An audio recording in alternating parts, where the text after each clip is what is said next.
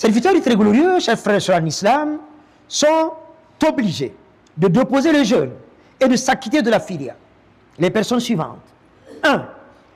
Les malades chroniques sans espoir de guérison. Là où s'arrête l'intelligence de la science du temps, c'est là que commence la volonté de Dieu, quoique dans le Coran, la volonté de Dieu n'a ni de début ni de fin. Alors si Allah voudra que ces personnes guérissent, alors elles sont obligées de jeûner, mais pas de rattraper les mois du Ramadan pendant lesquels ces personnes étaient dans cette situation de maladie. Donc 1, les malades chroniques sans espoir de guérison. 2, les personnes âgées, hommes ou femmes, se trouvant dans l'incapacité totale de jeûner. 3, les personnes dans l'incapacité totale de jeûner pendant toutes les saisons de l'année. Pourquoi je parle de toutes les saisons de l'année?